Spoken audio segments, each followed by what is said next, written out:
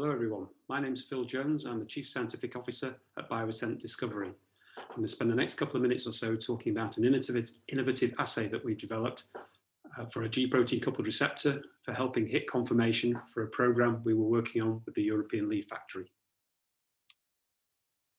I don't need to explain to this audience that the quality of a hit series is a major determinant of project success.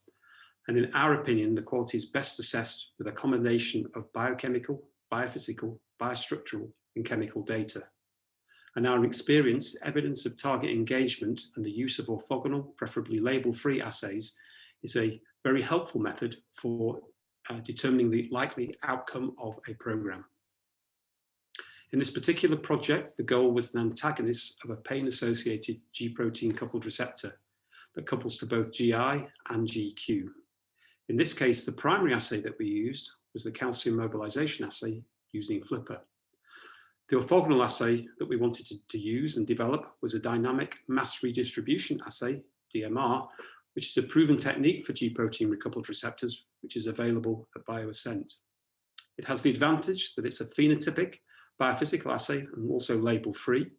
It's a relatively low complexity, so there's less potential for effects from interference compounds. We were able to rapidly develop this assay for the target G protein coupled receptor and then use it to test, characterize, and indeed prioritize approximately 90 hits that were identified from the primary screen.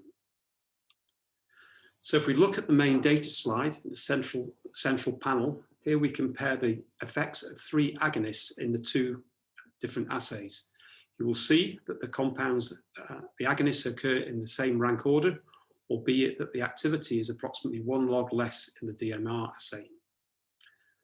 Secondly, on the right-hand panel, we wanted to characterize the signaling pathways involved. And we did this using pertussis toxin to inhibit the coupling through GI and the YM compound to inhibit GQ. Interestingly, the agonist response in the Flipper assay was totally abolished by the addition of YM, while pertussis toxin just caused a 50% reduction. In contrast, in the DMR assay, the response was greatly reduced by the PTX, pertussis toxin, and then only slightly further reduced by the addition of YM.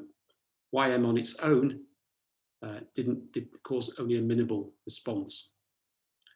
So using these two, the DMR assay in particular, we looked to confirm the activities that we had seen in the Flipper assay, and indeed we were able to do this for many of the compounds. A plot here of the relative activities against the DMR and the Flipper assay are shown here. Using this information, we were able to confirm the activity of the novel compounds and then use it to select 2 series for further work, where we obtained single-digit nanomolar activity in the best of the compounds, proved they were competitive antagonists, and characterized their pathways. So what I hope I've been able to show you is that some of the BioAscent expertise in assay development, mechanistic biochemistry, and biophysics, but we also have a number of other disciplines available at BioAscent in screening, medicinal, synthetic, computational chemistry, as well as compound management. If you'd like further details of those, please do not hesitate to look us up on the BioAscent website or contact me. Many thanks for your attention.